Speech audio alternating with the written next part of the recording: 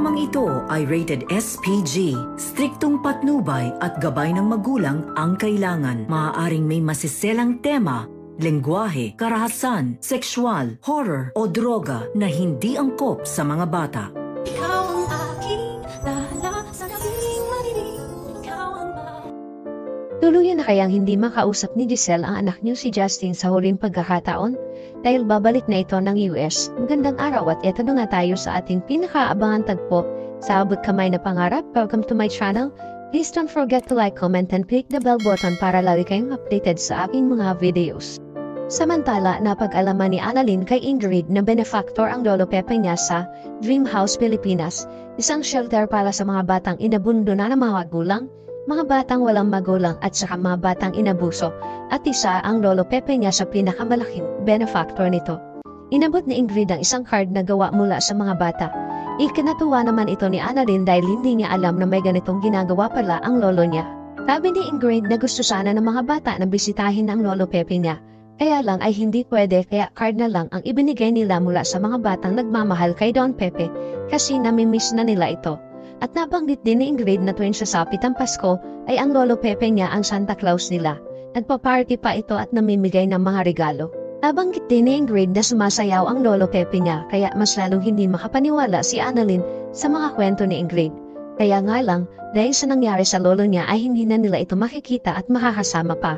Sabi ni Ingrid na sigurado siya na namimiss na siya ng mga bata ni Sir Pepe, kaya wala silang Santa Claus ngayon. Wala na magsasabi sa kanila na kahit ano pa ang pinagdadaanan nila ay pwede silang mangarap sa Dream House, kaya sana gumaling na ang lolo mo. Pinagdadasal siya ng mga bata. Napaiyak naman si Annalyn sa sinabi ni Ingrid at tinanong niya ito kung gusto niya makita ang lolo niya. Natuwa naman si Ingrid na makita niya si Don Pepe. Sinabihan ni Annalyn si Ingrid na gusto niyang ituloy ang ginagawa ng lolo niya at siya ang magiging Santa Claus nila ngayong taon. Ikinatuwa naman ni Ingrid ang sinabi ni Annalyn at nagpasalamat siya dahil matutuwa ang mga bata. Sinamahan siya ni Annalyn at maya-maya ay nagpaalam na din ito. Maya-maya ay nasa lubong naman ni Annalyn si Justin sa hallway at tinanong niya ito kung ano ang ginagawa niya dito. Sabi ni Justin na dadalawin sana niya ang kanyang lolo. Naitanong ni Justin na wala naman siguro dyan si. Sabi ni Annalyn, wala dito si Tita Giselle. Pinakausapan ni Annalyn si Justin kung pwede niya itong makausap. Pero tumanggi ito dahil ayaw niyang pag-usapan si Giselle. Sabi ni Annalyn na hindi ito tungkol kay Tita Giselle niya. Nabanggit ni Annalyn kay Justin na may tinutulungan ang lolo niya na shelter tuwing Pasko at namimigay siya ng regalo.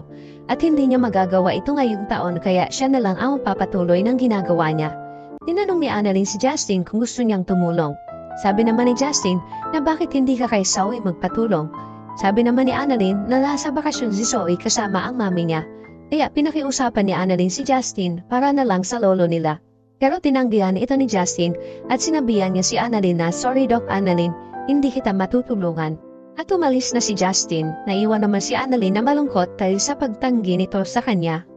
Samantala, inabot na ng gabi si Annalyn sa Apex at kausap niya ang Tita Giselle niya at Tatay Robert niya.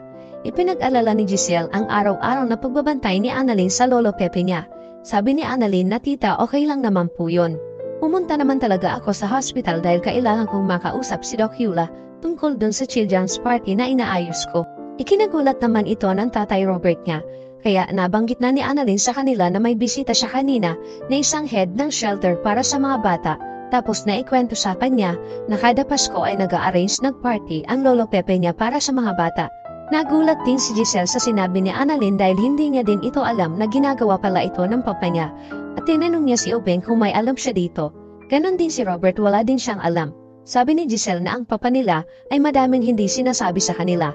Kaya naisipan na din ni Giselle na tulungan si Annalyn kung saan gaganapin ang party. Natuwa si Annalyn kaya pinag-usapan na nila ang venue at bahala na ang Tita Giselle niya. Dahil kailangan ng Tita Giselle niya ang distraction na ito para hindi na niya isipin ang anak niya. Dahil hindi niya na alam kung saan niya hahagilapin ang anak niya. Mahirap hanapin ang isang taong ayaw magpakita, kaysa ibaon ko ang sarili ko sa kalungkutan, edi gagawa na lang ako ng kabutihan. Nangako naman si Robert kay Giselle na ate wag kang mag-alala, gagawa ako ng paraan para makausap ko si Justin. At nagpasalamat naman si Giselle kay Obeng. Kaya tinanong na ni Giselle si Annalyn na planuhin na nila ang party at kung ano pa ang kulang. Masayang pinag-uusapan ni Annalyn at Giselle ang gagawin nila at nagpaalam na sila kay Robert. Sa kabilang banda naman ay nagkita-kita ang magkakaibigan dahil may magandang ibabalita si Nurse Karen at Nurse Ivan sa kanila. Tuwan-tuwa ang dalawa dahil babalik na sila ng Apex at pinababalik na sila ni Ma'am Giselle. Ikinatuwa naman ito ng lahat dahil muli sila magkakasama sa trabaho. Nagbiro si Doc Luke kay Annalyn at sinabing, "Paano ba yan, Annalyn? Babalik na sila ng Apex, ikaw ba may plano ka din bumalik dito?" Narinig naman ito ni Doc Rindon at sinabi na hindi pwede. Na ikinagulat ng lahat ang sinabi ni Doc Rindon. Sabay sabi ni Doc Rindon na hindi pwede dahil may mga pasyente pa siya sa East Ridge at kailangan nila si Doc Annalyn. At napatingin ito kay Annalyn.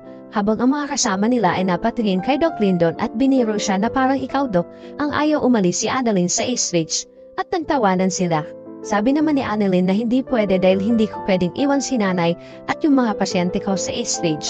Samantala, sinubukang kausapin ni Robert si Justin para sana mapagbigyan naman lang ang ate Giselle niya na kausapin siya kahit man lang isang beses. Pero nagmamatigas pa din si Justin kay Giselle at wala siyang balak kausapin ng kanyang ina. At sinabi ni Justin na babalik na sila ng US, kaya bigo si Robert na pakiusapan si Justin. Agad na pinuntahan ni Robert si Giselle para sabihin na pabalik na ng US ang anak niya. Ikinagulat ito ni Giselle ang sinabi ni Robert. At sinabi na ano, pabalik na ng US ang anak ko? Hindi mo man lang agad sinabi, Ubeng. Galit na umiiyak si Giselle dahil wala siyang kaalam-alam na paalis na ang anak niya at hindi man lang niya ito makakausap para makahingi siya ng tawad sa nagawa niya sa kanya. Sabi ni Robert na ate, masakit man marinig, ayaw ka talagang makita ng anak mo. Naiiyak na sinabi ni Giselle na may anak na ako pero ayaw niya sa akin. Or should I just move on? Ganun na lang ba?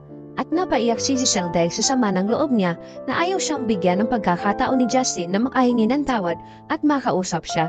Naawa naman si Robert sa ate niya, kaya niyakap niya ito. Samantala sa shelter kung saan gaganapin ang Christmas party na inorganize ni Annalyn para sa mga bata, ay dumating na ang mga kaibigan niyang nurse. Umaasa si Annalyn na darating si Justin dahil nasabihan niya ito kung saan gaganapin ang Christmas party at sana ay mapagbigyan niya ang lolo Pepe niya kahit sa uling pagkakataon. Sabi ni Nurse Ivan, kung hindi pupunta yon, hindi na ako magugulat. Sabi naman ni Nurse Karen, I agree kasi sigurado ako na iniiwasan niya si Ma'am Giselle dahil ayaw niya itong makita. At maya-maya ay tinawag na sila ni Ingrid para pumasok sa loob nang biglang dumating si Justin na ikinatuwa ni Annalyn. Sabi ni Annalyn kay Justin na salamat at nakarating ka. Sabi ni Justin na dumaan lang ako dito para magpaalam sa iyo dahil pabalik na ako ng US ngayon. Ikinagulat ito ni Annalyn kaya pinakiusapan niya si Justin na baka pwede naman magstay ka muna kahit sandali para pasayahin natin ang mga bata. Sige na, para kay Lolo. Umayag naman si Justin na magstay kahit kaunting oras na ikinatuwa ni Annalyn kaya agad na silang pumasok sa loob. Maya-maya ay tumunog ang telepono ni Annalyn at nakita niya na tumatawag ang tita Giselle niya kaya pinauna niya na si Justin na pumasok. Agad naman sinagot ni Annalyn ang tawag ng tita Giselle niya. Umiiyak na sinabi ni Giselle kay Annalyn na hindi ko man lang makikita ang anak ko bago siya umalis. Sabi niya Annalyn, hindi po tita, may chance pa po kayo. Kasama ko po siya ngayon.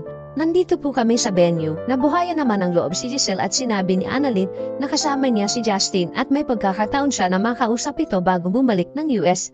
Kaya agad sinabi ni Giselle kay Annalyn na sige, pupunta ako dyan ngayon at dali-dali siyang umalis. Kasunod si Robert at umaasa na mabibigyan pa siya ng pagkakataon na kausapin ang anak niya. Mapagbibigyan pa kaya si Giselle na kausapin ni Justin? O babalik si Justin ng US na hindi man lang napagbigyan ang pakiusap ni Giselle? Yan ang ating pakaabangan dito lang sa Abot Kamay na Pangarap. Huwag bibitiw at huwag kalimutan mag-subscribe. Maraming salamat po and God bless.